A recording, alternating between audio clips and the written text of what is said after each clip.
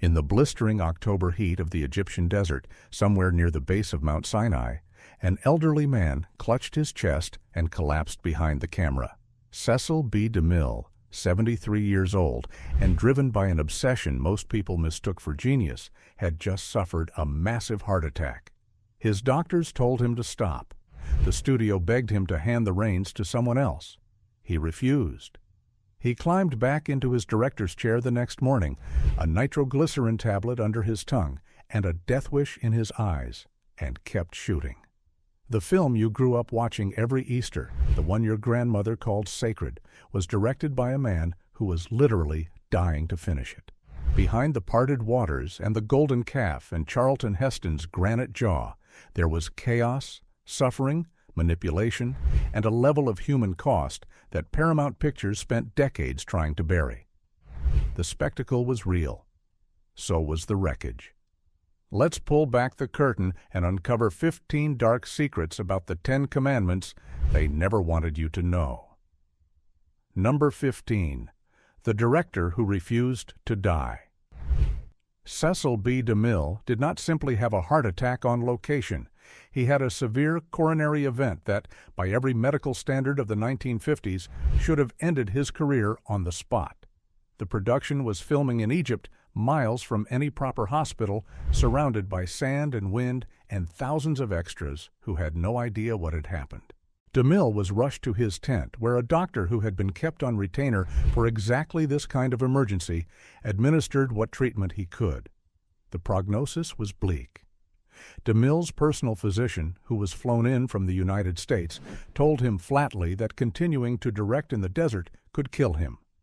Paramount executives, already sweating over a budget that was spiraling past $13 million, quietly began discussing replacement directors.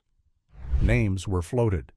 None of them stuck because DeMille made it absolutely clear that no one would finish his picture but him. What most people do not know is that DeMille had concealed a history of cardiac problems for years. He had been experiencing chest pains throughout pre-production, but told no one except his personal secretary. He viewed the film as his final testament, his last great statement to the world, and he was not about to let something as mundane as organ failure stop him. He returned to directing within days, though he was visibly diminished. Crew members later recalled that he would sit for long stretches, barking orders through a microphone rather than walking the set as he once had. He kept a supply of heart medication in his pocket at all times. The energy that had once terrified actors into compliance was now rationed carefully, deployed in sharp bursts when he needed to assert control. He finished principal photography, supervised the special effects, and oversaw the edit. He never directed another film. He was dead within 3 years. The movie was his masterpiece. It was also the thing that killed him. Number 14. The extras who bled for spectacle. The Exodus sequence is one of the most logistically ambitious scenes ever committed to celluloid. DeMille marshaled somewhere between 8,000 and 14,000 extras for the departure from Egypt, a staggering number that required coordination on a near-military scale. What the final cut does not show is what happened to those people off-camera. The extras were primarily Egyptian locals, hired for wages that were modest even by local standards. They worked in searing desert heat, often for 12 or 14 hours at a stretch, draped in heavy robes and sandals that offered almost no protection from the burning sand. There was no union oversight. There were no safety protocols that would be recognizable by modern standards. Water stations were limited, and medical support was minimal beyond the doctor assigned to DeMille himself. Reports from crew members who were present describe scenes of heat exhaustion on a disturbing scale. People fainted. People were carried off the set on stretchers. Children were among the extras, some of them very young, and they were subjected to the same grueling conditions as the adults.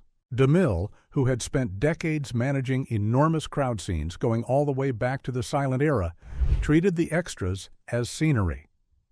He needed their bodies in the frame, and he needed them moving in the right direction at the right time. Individual suffering was not part of the calculation. One assistant director later admitted in an interview that the production's attitude toward the local hires was, at best, indifferent. The spectacular wide shots that make the Exodus scene so breathtaking were purchased with human endurance pushed far past reasonable limits. When you watch that sequence and marvel at the sheer scale of it, remember that the awe you feel cost something real. Number 13. Charlton Heston and Yul Brynner despised each other. The tension between Moses and Ramses on screen was not entirely a product of Aeneas Mackenzie's script or DeMille's direction. Charlton Heston and Yul Brynner carried a genuine, barely concealed animosity toward each other throughout production, and it bled into nearly every scene they shared. The two men were fundamentally different creatures. Heston was tall, earnest, classically trained, and carried himself with a self-seriousness that some colleagues found admirable and others found exhausting.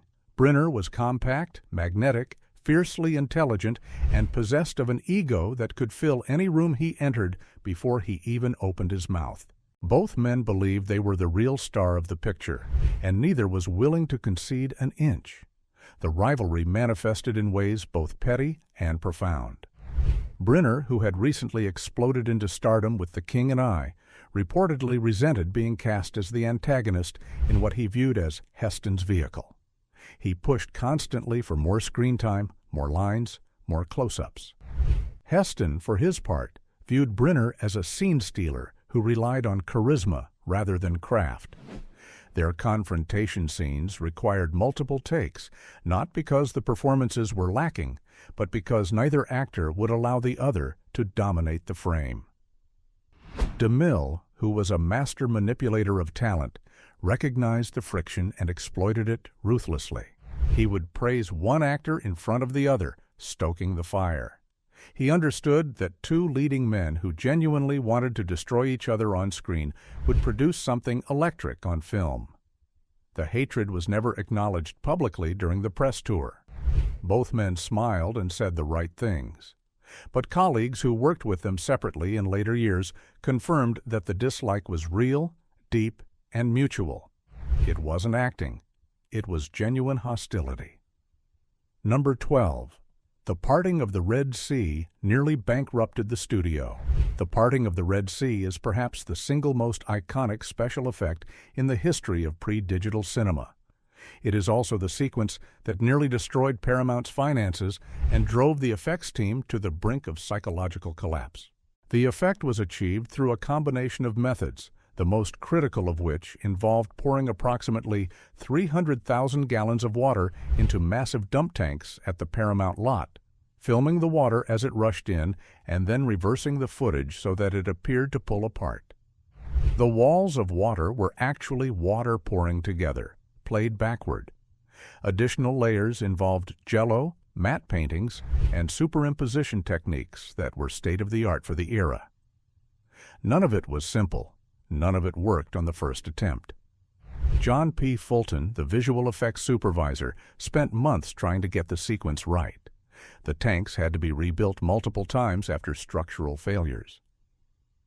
Water damage to the stages was extensive and expensive. The miniature work required to create the seabed was painstaking and had to be redone when DeMille declared the first version insufficiently dramatic. Each failed attempt cost thousands of dollars and days of schedule. Paramount's accountants began sending increasingly alarmed memos to the front office, warning that the effects budget alone was approaching a figure that could have financed an entire separate film. DeMille's response to these warnings was consistent and predictable. He ignored them. He would not compromise the centerpiece of his movie to satisfy bean counters. The final sequence, which lasts only a few minutes on screen, consumed nearly 6 months of post-production work and a budget that remains staggering when adjusted for inflation. Fulton reportedly suffered from severe stress-related health problems during the process. It looked like a miracle on screen. Behind the curtain, it was an endurance test. Number 11, The Hays Code Battle. Over the Golden Calf Orgy DeMille had a gift for threading a very specific needle. He understood that audiences in 1950s America would not accept outright sexuality or violence in their entertainments. But he also understood that those same audiences craved spectacle, including the kind of spectacle that bordered on the transgressive.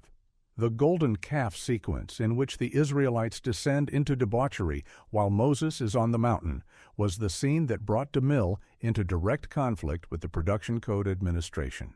The Hays office reviewed the script and immediately flagged the orgy sequence as potentially objectionable. The original screenplay contained descriptions of revelry that were far more explicit than what eventually appeared in the finished film, including depictions of sexual acts, nudity, and violence that would have been unthinkable for a major studio release. DeMille fought back with a strategy that was equal parts cynical and brilliant. He argued that the depravity had to be shown because it was biblical. The source material demanded it. To sanitize the golden calf scene would be to sanitize Scripture itself, and surely the Hays office did not want to be in the business of censoring the Word of God. This argument, delivered with DeMille's considerable rhetorical force, put the censors in an impossible position. They could not be seen as opposing religious content, but they also could not allow what amounted to a softcore bacchanal in a family picture. The result was a prolonged negotiation in which specific shots were trimmed, specific angles were adjusted, and specific suggestions of what was happening just off camera were toned down. But DeMille got far more than any other director of the era would have been permitted.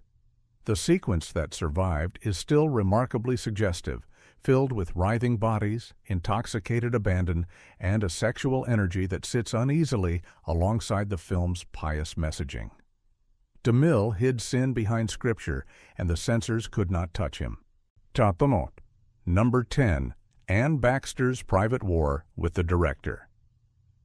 Anne Baxter, who played Nefertiti with a smoldering intensity that remains one of the film's most memorable performances, had a far more contentious relationship with DeMille than the public ever knew.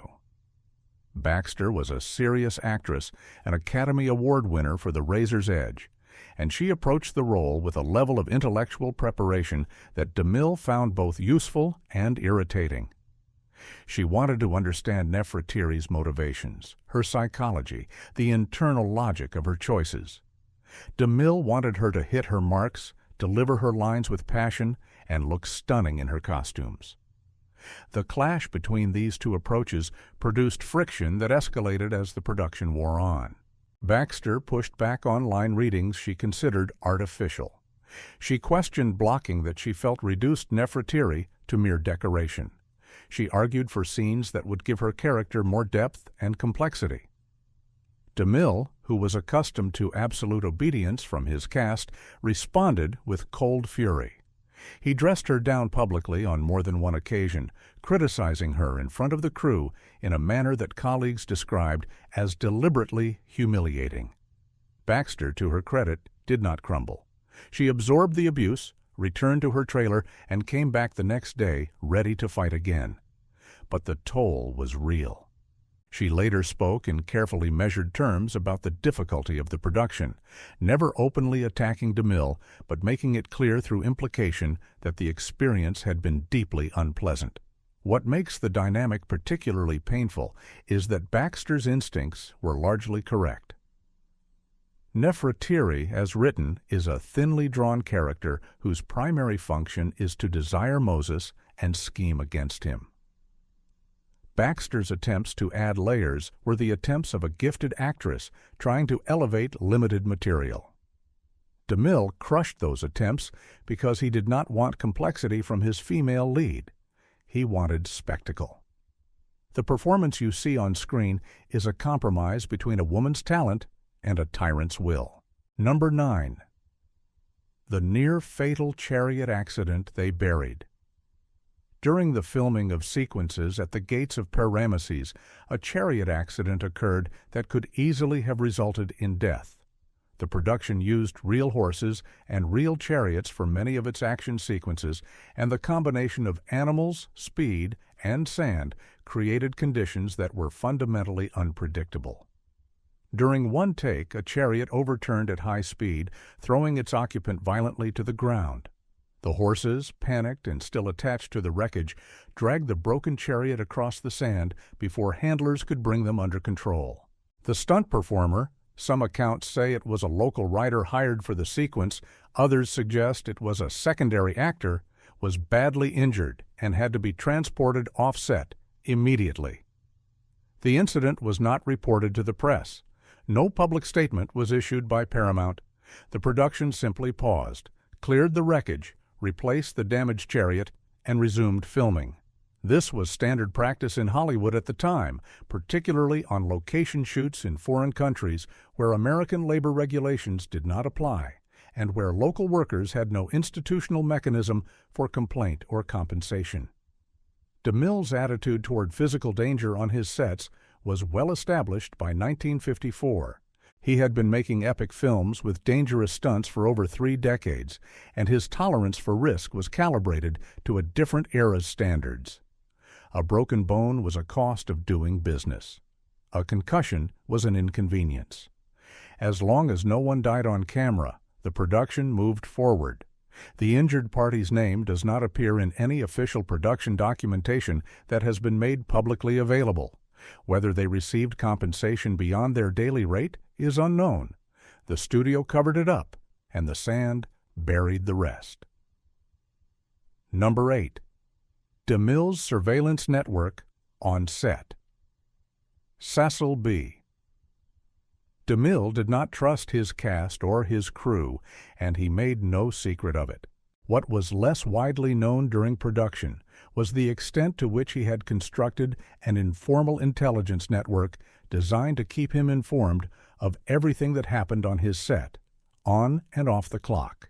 DeMille employed personal assistants and loyal crew members whose unofficial duties included monitoring conversations, reporting on the behavior of actors in their trailers, and alerting DeMille to any signs of dissent, romantic entanglements, or substance use. This was not paranoia in the clinical sense.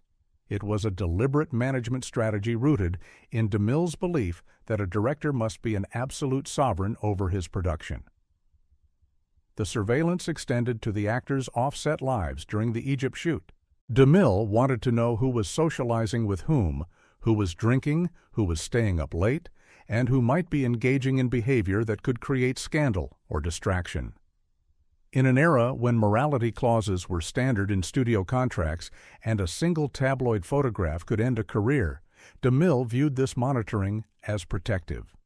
His defenders would argue that he was safeguarding a multi-million-dollar investment. His detractors would call it what it was: control exercised to a pathological degree. Several cast members later described the atmosphere on set as oppressive, a feeling of being constantly watched and evaluated, not just during takes, but during meals, during breaks, during the downtime that should have provided relief from the pressure of performance. Edward G. Robinson, a veteran of decades in the industry and not a man easily intimidated, reportedly found DeMille's methods distasteful and said as much privately. But even Robinson did not openly challenge the director. On DeMille's set, in DeMille's kingdom, you played by DeMille's rules or you were replaced. Everyone smiled for the cameras, but behind the smiles, they knew someone was always listening. Number 7. Edward G. Robinson and the Blacklist Shadow. Edward G. Robinson's casting as Dathan was more complicated and more fraught than any press release acknowledged. By the mid-1950s, Robinson was a man living under a cloud. He had been named during the House Un-American Activities Committee hearings, not as a confirmed communist, but as someone whose name appeared on various lists and petitions that the committee considered suspicious. Robinson was a liberal, a supporter of anti-fascist causes during the war, and a man who had signed his name to organizations that, in the paranoid calculus of the Red Scare, now looked dangerous.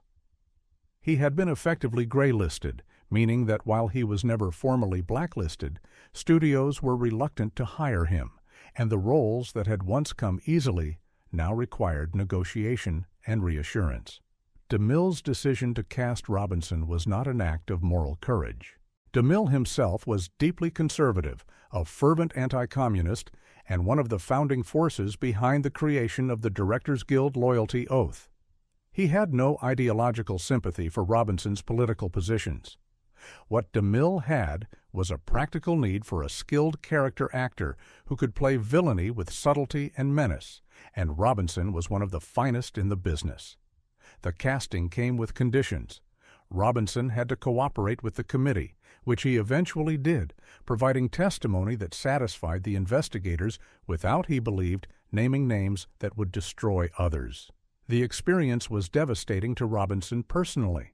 He later described the period as the worst of his life, a time when his reputation, his finances, and his sense of self were all under siege. When you watch Robinson as Dathan, sneering and scheming among the Israelites, you are watching a man who understood betrayal and survival from the inside. The bitterness in his performance was not manufactured. The role saved his career. The cost of getting it haunted him forever. Number 6. The Costume Department's Silent Crisis. The costumes for the Ten Commandments were designed by Edith Head, Dorothy Jeekins, Arnold Freiberg, and Ralph Jester, and they are among the most elaborate and visually striking garments ever created for a motion picture. What the audience never saw was the punishing toll the costumes took on the performers who had to wear them, particularly during the Egypt location shoot. The headdresses worn by Yul Brynner and other Egyptian characters were extremely heavy, constructed from metal and dense fabric that trapped heat against the skull. Brynner suffered from headaches and neck strain throughout the shoot. The elaborate gowns worn by Baxter and other female cast members were designed for visual impact, not comfort, and they restricted movement in ways that made long shooting days physically agonizing. But the real crisis was happening behind the scenes in the costume department itself. The sheer volume of garments required for a production of this scale was staggering. Thousands of costumes had to be designed, fabricated, fitted, and maintained for a cast that included not just the principal actors, but thousands of extras. The department was chronically understaffed relative to the demands being placed on it. Seamstresses worked around the clock during peak production periods. Garments that were damaged during shooting had to be repaired overnight. The delicate fabrics used for the royal Egyptian costumes were easily damaged by sand, sweat, and the general chaos of a desert location, meaning that some pieces had to be effectively rebuilt multiple times during the shoot. Several members of the costume department later described the experience as the most grueling of their careers. The hours were brutal, the expectations were impossible, and the credit they received in the public narrative of the film's production was minimal. DeMille praised his stars and his effects team. He rarely mentioned the people who stitched and resewed in tents while the desert wind tried to undo their work. The glamour on screen was held together by invisible hands that never stopped sewing. Number 5. The Original Moses. They tried to forget before Charlton Heston was cast as Moses. DeMille considered and reportedly screen-tested other actors for the role. Among the names that circulated during pre-production was William Boyd, who had played Moses in an earlier biblical project and had a physical presence that DeMille admired. But the more significant and less discussed casting near-miss involved an actor whose name Paramount worked hard to keep out of the conversation entirely. There were internal discussions about casting a performer who was later deemed unacceptable for reasons related not to talent, but to personal scandal. The details of who this individual was and what the scandal entailed have been obscured by decades of studio record-keeping that was, in many cases, deliberately incomplete. What is known is that DeMille's casting process for Moses was far more contentious and protracted than the official narrative suggests. Heston was not the obvious choice. He was a relatively young actor whose biggest credits at the time were middling adventure pictures and a role in DeMille's own The Greatest Show on Earth that, while competent, did not scream biblical patriarch. DeMille reportedly saw something in Heston's physical frame and his jawline that reminded him of Michelangelo's Moses, and this aesthetic consideration carried enormous weight. But the decision was not universally supported within Paramount. Studio executives pushed for bigger names, actors with more proven box office appeal. DeMille overruled them, as he overruled nearly everyone, but the process left bruised egos and simmering resentments within the executive ranks. Heston himself was aware that he had not been the first choice, and this knowledge fueled a determination to prove himself that bordered on the obsessive. His preparation for the role was monumental. He studied scripture, he trained physically, he grew the beard months in advance. The performance he delivered was the performance of a man who knew that failure would confirm every doubt the studio had expressed. The role made him immortal, but he was never supposed to have it. Number 4. The Child Actors and the Nile Sequence. The sequence depicting the Pharaoh's decree to kill the firstborn Hebrew children and the subsequent placing of the infant Moses in a basket on the Nile required the use of very young children, including infants. Filming these scenes raised concerns even by the lenient standards of 1950s Hollywood. The basket on the water scenes involved placing a real infant in a real reed basket on real water, with safety measures that, while present, were not remotely what would be required by modern child labor regulations. The baby used for the close-up shots of the infant Moses was reportedly distressed during filming, and multiple takes were required to capture footage in which the child appeared calm, or at least not visibly upset. Beyond the immediate Nile sequences, the broader production involved children in crowd scenes and background work throughout the Egypt shoot, under the same harsh desert conditions that affected the adult extras. The protections available to child performers in Hollywood were minimal in this era.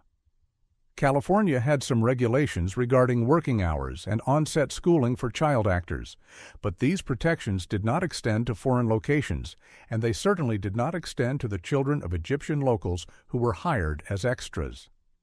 The production's records regarding the use of minors in the Egypt sequences are sparse, which may reflect the era's general indifference to the issue, or may reflect a deliberate decision not to document practices that might later prove embarrassing.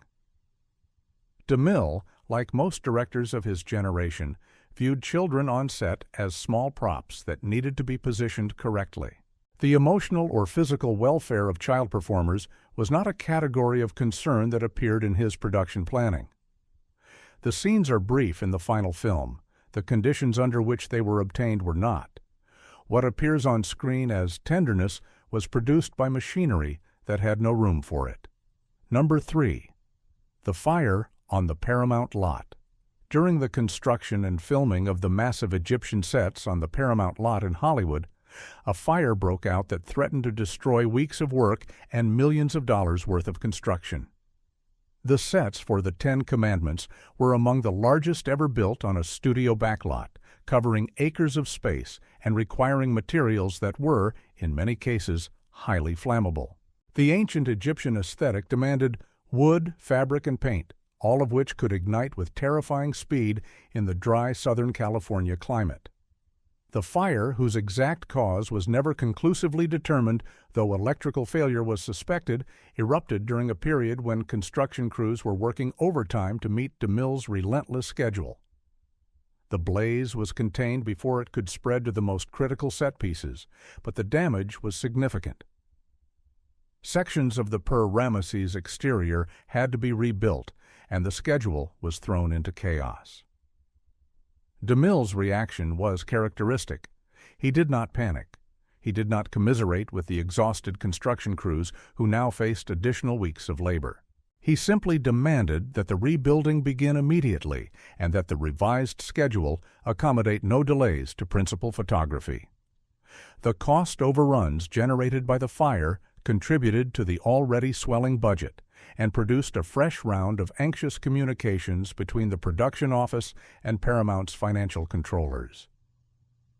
What was particularly galling to the crew was that the fire was, in their view, at least partly a consequence of the pace DeMille demanded. Construction had been rushed, safety inspections had been cursory. Electrical work had been completed under time pressure that did not allow for thorough quality control. The fire was not an act of God. It was a predictable consequence of a production that prioritized speed and spectacle over caution. They rebuilt the sets in time. Nobody rebuilt the crew's morale. Number 2. DeMille's secret rewrite, War with His Own Writers.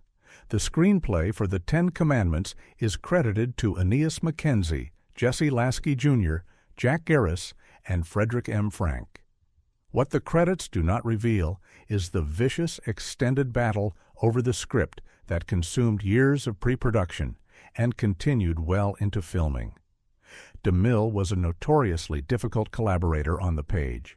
He had specific ideas about dialogue, structure, and theme, and he had no compunction about rewriting his writers without their knowledge or consent.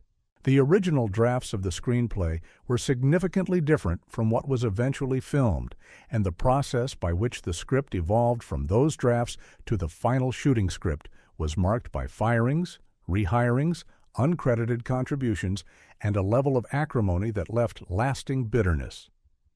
Jesse Lasky Jr., who perhaps had the most sustained involvement with the writing process, later described the experience in terms that made clear it was among the most difficult professional relationships of his career. DeMille would approve pages, then reverse himself days later. He would demand historical accuracy in one scene and then insist on flagrant invention in another, depending on what he felt served the dramatic moment. The writers were expected to produce material on demand, often overnight, and to accept DeMille's revisions without objection. When they did object, they were reminded that DeMille had been making pictures since before some of them were born, and that his instincts had generated more revenue than their collective careers combined. The dialogue that audiences hear in the finished film, the lines that have been quoted and parodied for decades, represents the end product of a process that chewed through talent and goodwill at an extraordinary rate. Several writers who contributed to the project went uncredited, their work absorbed into the final product without acknowledgement. The Writers Guild at the time did not have the arbitration mechanisms that would later provide some protection against this kind of erasure. The words sounded like scripture. The process of writing them was pure purgatory. Number 1. The human cost. No one counted. When all the production stories are tallied, when the rivalries and the budget crises and the ego clashes are cataloged, the darkest secret of the Ten Commandments is the simplest one. No one kept an honest count of the people who were hurt making it. The production employed thousands of workers across 2 continents over a period of years. The Egyptian location shoot alone involved a small army of local laborers, animal handlers, construction workers, and extras whose names never appeared in any credits and whose working conditions were governed by no regulatory framework that would be considered acceptable today. Injuries occurred. Heat-related illness was rampant. Animals were pushed beyond their limits, and some did not survive the production. The full scope of the human and animal cost of the film has never been documented because no one with the authority to document it had any interest in doing so. DeMille's production reports, which survive in various archives, focus on budget, schedule, and technical achievements. They record how many feet of film were exposed, how many setups were completed, how many days were lost to weather. They do not record how many people were carried off set on stretchers. They do not record how many local workers suffered injuries that went untreated or undertreated because the production's medical resources were reserved for above-the-line talent. They do not record the animal casualties. This absence of documentation is not an accident. It is a choice made by people who understood that the spectacle they were creating required a foundation of human labor, and that examining that foundation too closely would reveal things that contradicted the film's message of liberation and divine justice. The Ten Commandments is a film about freedom. It was made under conditions that mocked the very concept. The Israelites on screen marched toward the Promised Land. The people who put them there marched home to anonymity, their contributions unrecorded, and their suffering unacknowledged. The greatest epic ever filmed kept no record of its smallest casualties. Bonus fact: the deleted scene that vanished. There exists in fragmentary accounts from crew members and in oblique references in DeMille's personal correspondence evidence that a sequence was filmed for the Ten Commandments that never appeared in any cut of the picture and whose footage has never been located. The sequence reportedly depicted the aftermath of the 10th plague, the death of the firstborn, in graphic detail that went far beyond what the finished film suggests. DeMille, ever the showman, wanted the audience to see the horror, not merely hear about it. He wanted bodies. He wanted grief rendered in physical, visceral terms. He filmed it. And then, either because the Hayes office made it impossible to include, or because even DeMille recognized that he had pushed too far, the footage was pulled. What happened to it is a matter of speculation.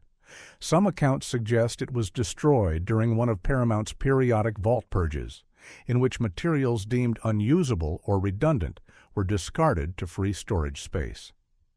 Other accounts suggest that DeMille himself ordered the footage destroyed, unwilling to allow anyone else to use material he had decided to suppress.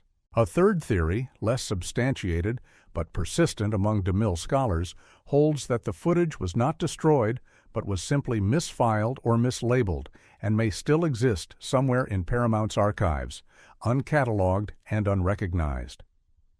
Multiple researchers have attempted to locate it over the decades. None have succeeded. If the footage survives, it would represent one of the most significant discoveries in the history of classic Hollywood preservation. If it was destroyed, it joins the vast catalog of lost cinema, material that existed briefly, was seen by a handful of people, and then ceased to exist entirely. The evidence was burned, but the legend survived. The Ten Commandments should not have worked. It was directed by a dying man, performed by actors who could barely stand each other, written through a process that devoured its own creators, and assembled from footage purchased with suffering that no one bothered to measure. It was too long, too expensive, too ambitious, and too dependent on the will of a single autocrat who refused to compromise with reality. And yet, it endures. It endures because somewhere inside all that chaos, all that ego, all that human cost, something transcendent was captured on film. The spectacle survived the disaster of its own creation. That is either a miracle or a tragedy, depending on where you stand. If you want the dark truth behind more Hollywood classics, hit subscribe. We're just getting started.